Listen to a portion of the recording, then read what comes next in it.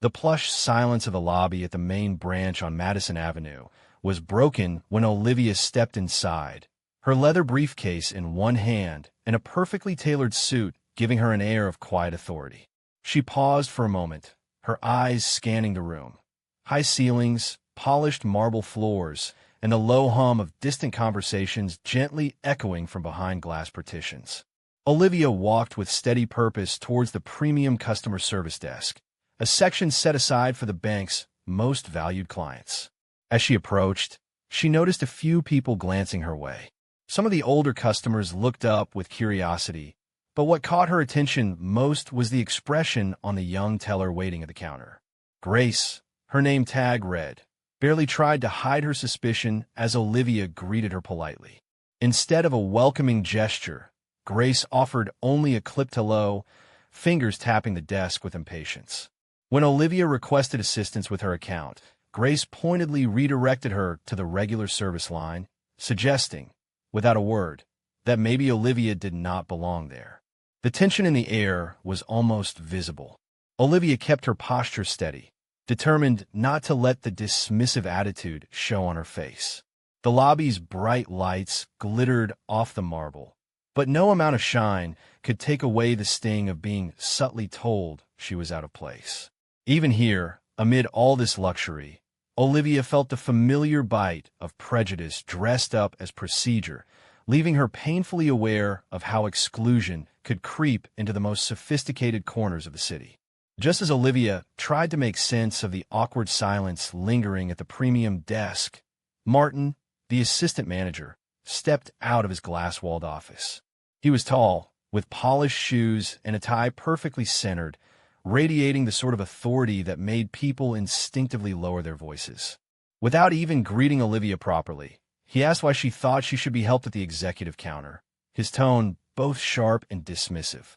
It was the kind of question that was more of an accusation than a genuine request for clarification. The way he said her name, glancing quickly at her briefcase and suit, seemed meant to remind Olivia that some doors weren't meant to swing open for just anyone. Right nearby, Mariana was seated with her phone skillfully propped up on her knee. She was a popular local live streamer, and she had been chatting casually with her audience, right up until she noticed the exchange unfolding. As Martin's voice rose just enough to turn heads, Mariana stopped talking and angled her camera so her followers could see what was happening. The viewership counter started climbing by the second. Comments flew across the screen, with dozens and then hundreds of people expressing outrage and disbelief as they watched Olivia being questioned so openly. The heightened tension from the online reactions spilled into the room, making the unfairness impossible for anyone to ignore anymore. Olivia answered each of Martin's questions with composure, carefully presenting her exclusive access card and pointing out the personalized details on her briefcase, clear signs that she really belonged at that counter. It didn't matter. With each calm response from Olivia, Martin's voice grew sharper. He almost seemed to be searching for a reason to turn her away. He began to demand extra proof, asking for more identification, questioning the source of Olivia's funds, and tossing out suggestions that maybe her banking activity did not quite fit with their typical executive client profile. His words weren't outright accusations, but the implication was always there. All around them, people fell silent. Some customers who had just come in for their regular banking paused to watch, caught between curiosity and discomfort. The employees behind the counter exchanged uneasy glances, silently debating whether they should step in or stay out of it. The line dividing who belonged and who didn't became more visible with each passing minute, making the whole interaction feel less like a routine check and more like a public performance. Meanwhile, Mariana's livestream captured every word and gesture. Her followers on social media were sharing the video quickly, and the comments section exploded with anger and disbelief. In real time, both the lobby and the online world grew more outraged, while Olivia stood at the center, having to prove herself again and again when it was clear she never should have been doubted in the first place. Just as the awkward silence seemed as if it might swallow the whole lobby, a new figure appeared. Denise, the regional manager, strode into the room, carrying herself with the kind of authority that tried to settle everyone back in their place.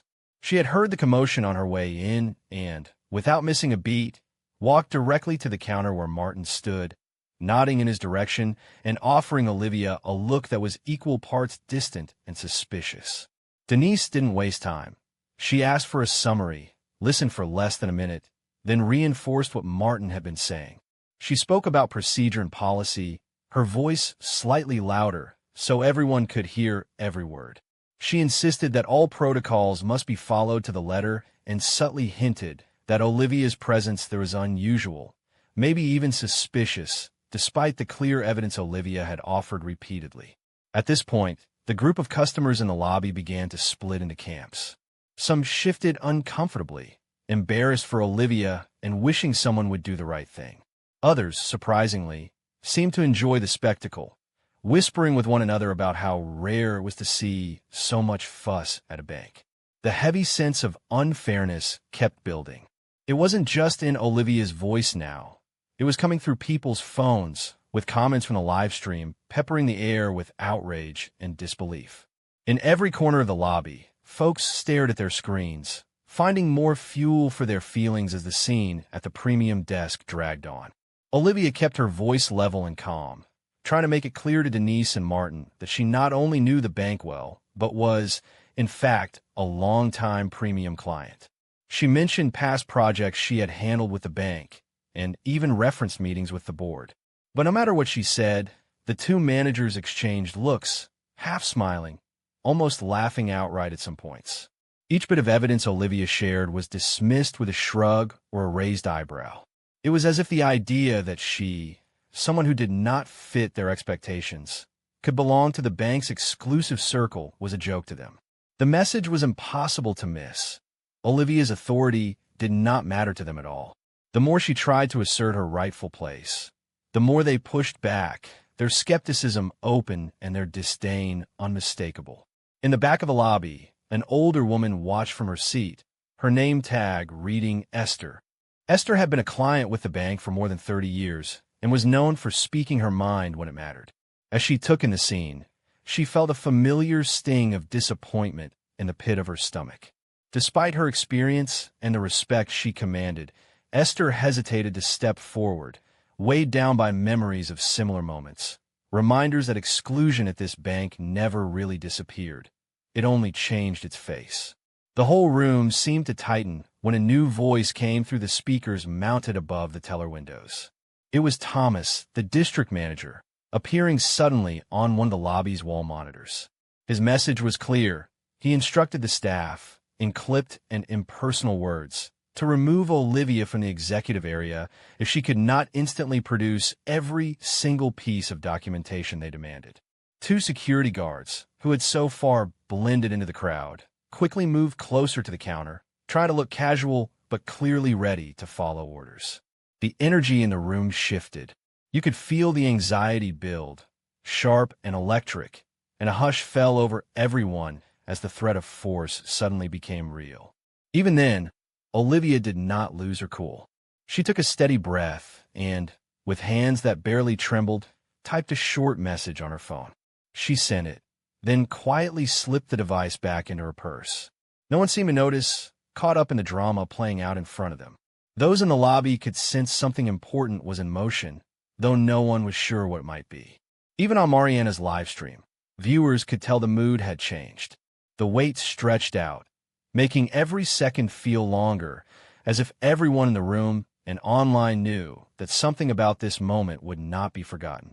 Martin began counting aloud, his words echoing across the marble floor.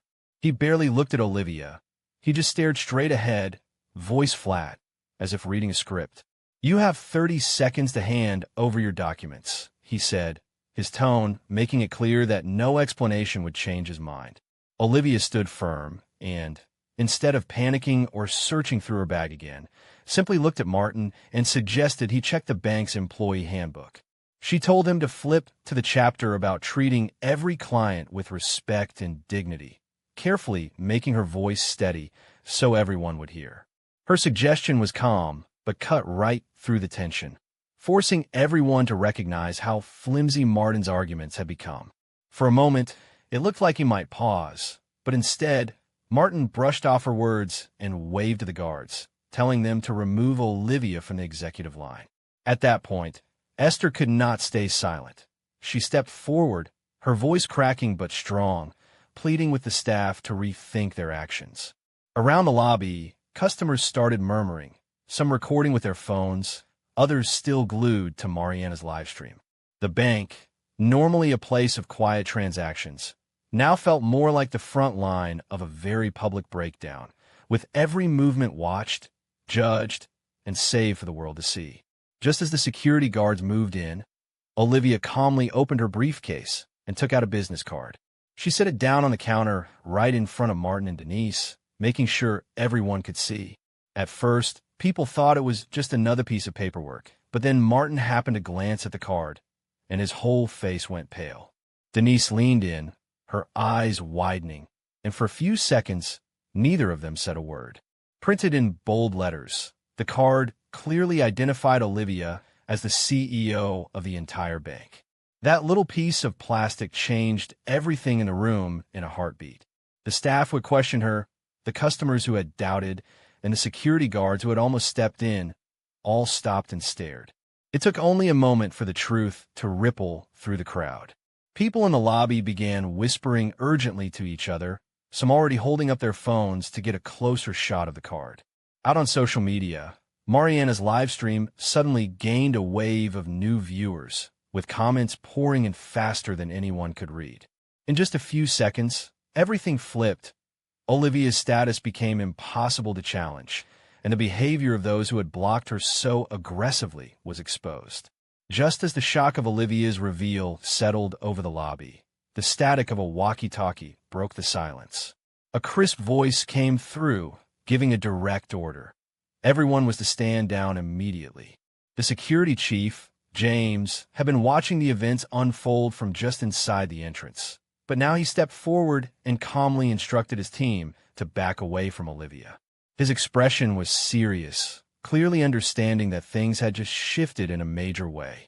He quietly apologized to Olivia, nodding with new respect, and motioned for his colleagues to take a few steps back. While this was happening, the rest of the staff looked stunned, not sure what to do next. They shuffled awkwardly behind the counter, whispering to each other, still wrapping their heads around the fact that the woman they had just tried to throw out was actually their CEO. Most people in the room could sense a strange mix of relief and embarrassment washing through the crowd. Oddly, Martin was still counting, stuck in his routine. For a few seconds, his voice carried on as if nothing had changed, but sounded hollow now. The tension and discomfort were thick, and everyone in the lobby felt the awkwardness of the moment. It was clear they had passed a point of no return, and there was no pretending otherwise. The lobby was still reeling from the shock when Rebecca, the chief of staff, walked in flanked by two serious-looking people from the legal and compliance teams. Instantly, the mood shifted again, from embarrassment and confusion to something that felt a lot like a corporate emergency. Everyone seemed to freeze, the only real movement coming from Rebecca, as she calmly but firmly directed the security guards to return to their regular posts and ordered Martin and Denise to step aside. Her tone left no room for argument. Rebecca let everyone know that an urgent board meeting was being called, and that what had happened today was now a matter for the highest level of management. As people in the lobby absorbed this new development, Esther moved over to Olivia's side. She offered a few quiet words of support, sharing her admiration for Olivia's composure and reminding her that she was not alone. Olivia nodded gratefully, seeming to stand a little taller now that the situation was finally in her control. Meanwhile, the employees who had been so confident before were now stumbling over apologies and explanations, each of them well aware that there would be real consequences for their actions. The bank's elegant lobby, usually meant to showcase power and exclusivity, now felt more like the stage for a dramatic reckoning. Customers who had watched everything unfold from the sidelines murmured to each other about what would come next, feeling like witnesses to a turning point. As Mariana's live stream kept climbing to record numbers and more news outlets started following the story, Olivia realized that the moment called for even more caution. With a quiet nod to Rebecca and the board members now present, she announced that the emergency board meeting would be postponed until everyone directly involved could be present and heard. She wanted things to be fair and fully transparent, and made sure her words were clear enough for everyone in the room, as well as those online, to understand. Meanwhile, the compliance team had already begun collecting every scrap of evidence from the incident. They started gathering footage from security cameras, phone videos from customers, and even screen captures from social media. It was obvious that the violations that had happened were far more serious than a simple misunderstanding. The longer the team worked, the clearer it became just how badly the staff had failed to follow both the law and the company's internal code of conduct. With each passing minute, the pressure inside and outside the bank kept building.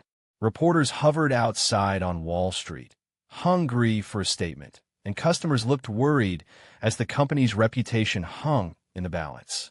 What began as one woman being treated unfairly was quickly becoming a story that could change the direction of the entire institution.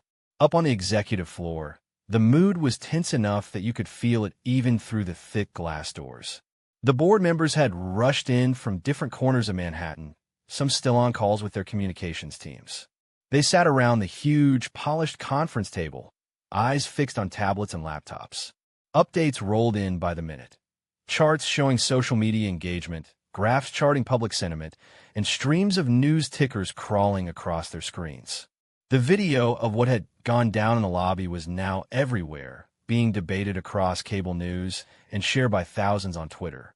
With so many eyes on the bank, it was obvious that no one could spin this or make it disappear. When Olivia entered the room, she kept her back straight and her head high, but Martin and Denise followed behind her looking like they could melt into the carpet. The silence was thick as every member of the board watched their entrance, waiting for answers. Some leaned forward in their seats, others just drummed their fingers on the desk, but all of them knew that the decisions they would make during this meeting might change the future of Wall Street. It was not just about one incident anymore. It was about everything the institution stood for.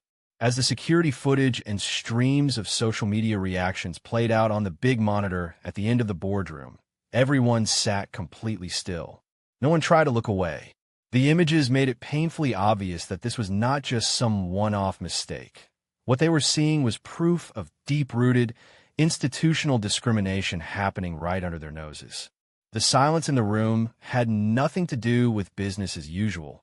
It was more like the kind of quiet that happens when something hits you right in the gut.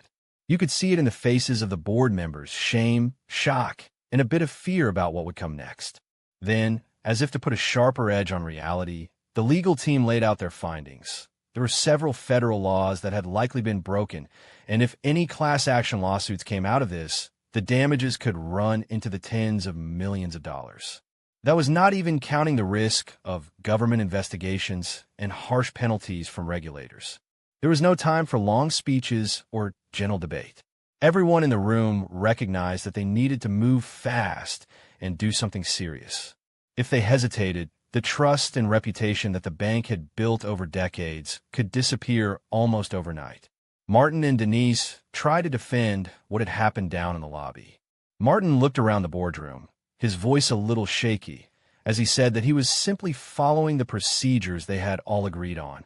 Denise nodded in agreement, saying that she acted out of concern for everyone's safety and had never meant to treat anyone unfairly. But as they spoke, the data on the screen told a different story, one that was hard for anyone to ignore or explain away. The compliance director walked everyone through pages of charts and numbers, showing clear patterns.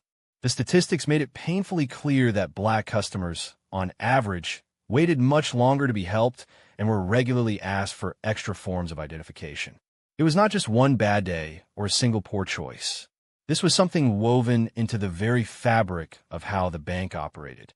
The board members, who had come in thinking this might be fixed with an apology or a quick round of retraining, suddenly understood the real weight of the moment. This was not just about Martin or Denise making a mistake. It was about the institution itself, and nothing less than a complete overhaul would do the situation justice. Everyone in the room felt that reality settle in. Olivia laid out 3 clear options for everyone in the boardroom, her voice steady but gentle enough that no one could mistake her meaning.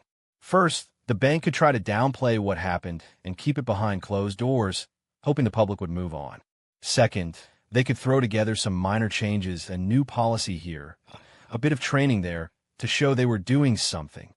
But she made it clear that both of those would only delay the fallout and probably make things worse in the long run.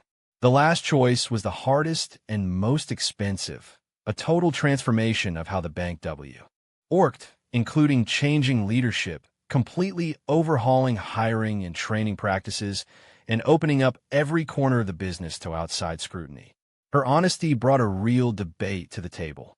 Some board members fiercely argued that the immediate financial blow would be too much for investors. Others worried about scaring off big clients who like stability above all else. But as the conversation went on, everyone started to see that the biggest risk was not financial. It was failing the people the bank served and damaging its reputation forever. They all knew deep down that trust, once lost, could not be bought back with money. By the end, the only real choice was to go all in for real change.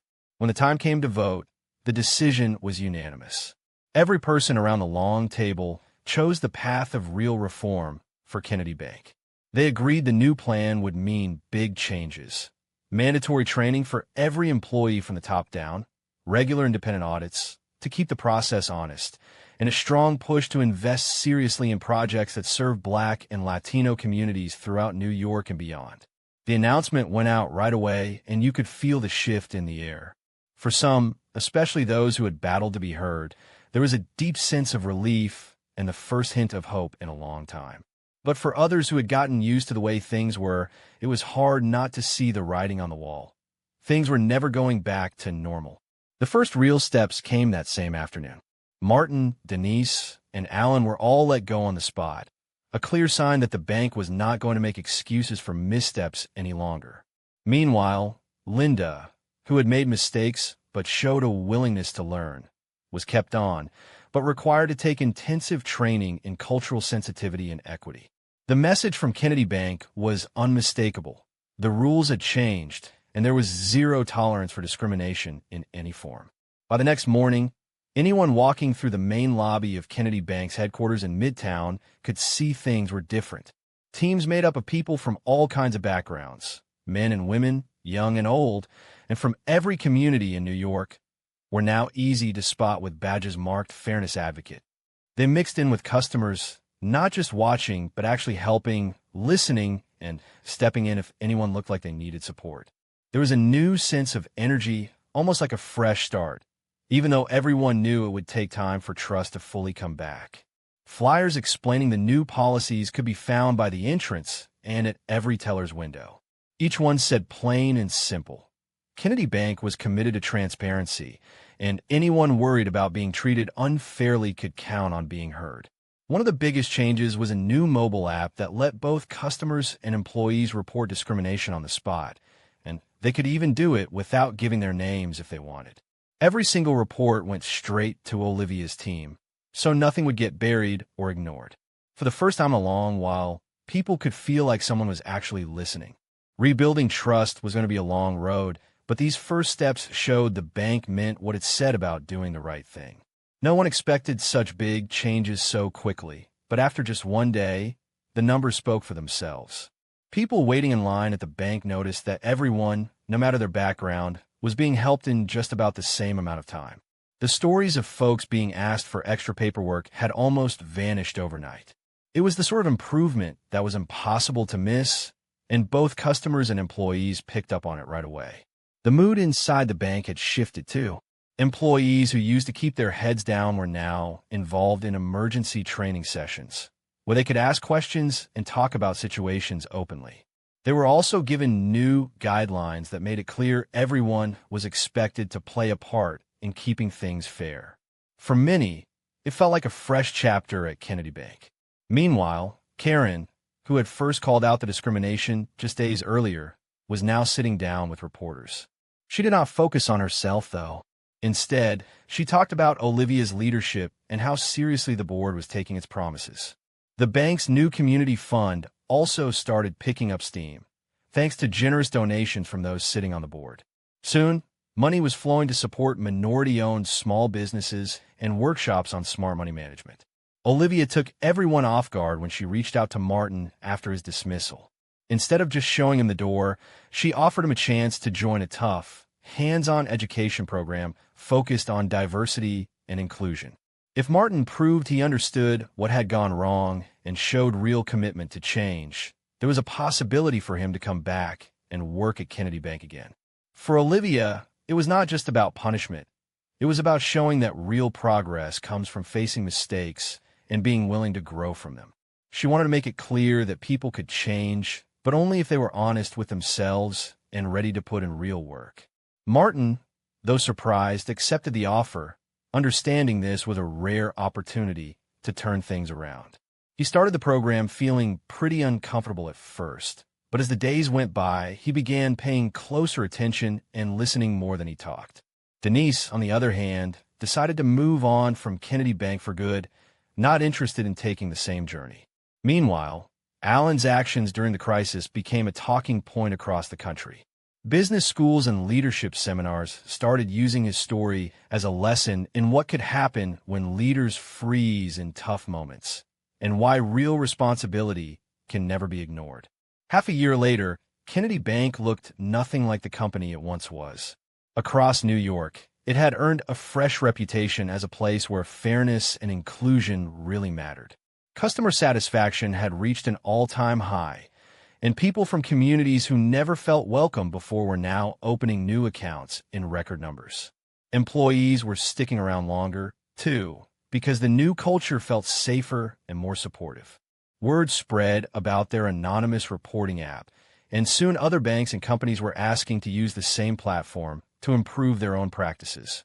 It was a proud moment when Olivia, now recognized all over the industry, took the stage at a national business conference in Chicago. She shared the honest story of how Kennedy Bank faced its challenges, from tough decisions to everyday changes, and pushed other leaders in the crowd to look at their own organizations with fresh eyes. Back at headquarters, the famous lobby on 7th Avenue, once a silent witness to harsh moments, now bustled with life, diversity, and laughter. It had become a living symbol that things really could change if enough people cared enough to act. The lesson was clear. True leadership sometimes shows up when things are hardest, and a bold answer to injustice can end up inspiring an entire community to expect and demand better.